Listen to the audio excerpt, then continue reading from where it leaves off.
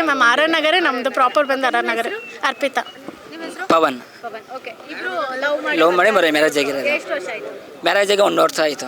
ಯಾಕೆ ಇಷ್ಟ ಅಂದರೆ ಹೇಳೋದಕ್ಕೆ ಟೈಮ್ ಸಾಕಾಗಲ್ಲ, ಅವ್ರಿಗೆ ಹೇಳೋದಕ್ಕೆ ಪದಗಳು ಇಲ್ಲ, ಅಷ್ಟಿಷ್ಟ.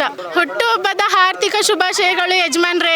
ನೀವು ಬೇಗ ಆಚೆ ಬರಬೇಕು ಅಂತ ತಾಯಿ ಚಾಮುಂಡೇಶ್ವರಿ ಹತ್ರ ಬೇಡ್ಕೊತೀವಿ. ಆದಷ್ಟು ಬೇಗ ಆಚೆ ಬನ್ನಿ, ನಿಮ್ಮನ್ನು ನೋಡಬೇಕು ಅಂತ ಕಾಯ್ತಾ ಇದ್ದೀವಿ.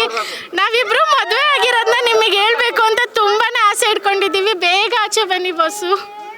ಬಾಸ್ ಈಗ ಅಷ್ಟು ಕಂಡುಹಿಡಿಯಲ್ಲ, ಬಟ್ ಇವ್ರ ಟೀಮಲ್ಲಿ ಇದ್ದಾರೆ. ಅವ್ರಿಗೆ ಕೋಟಿ ಅಂಡರ್ ಫ್ಯಾನ್ಸ್ ಇದ್ದಾರೆ, ನಮ್ಗೆ ಅಲ್ಲಿ ಕಂಡು ಹಿಡಿತಾ ಆಗುತ್ತೆ.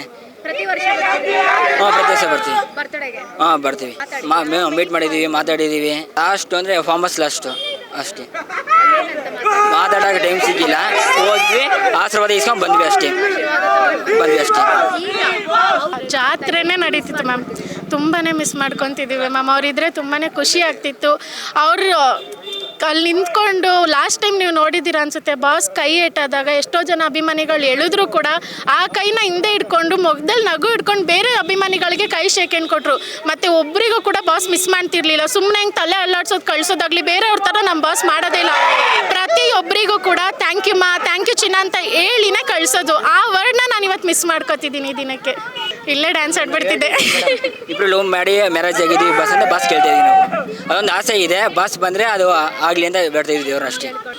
ಯಾರೇ ಬಂದರು ಎದುರ್ಯಾರೇ ನಿಂತರು, ಪ್ರೀತಿ ಹಂಚುವ ಯಜಮಾನ.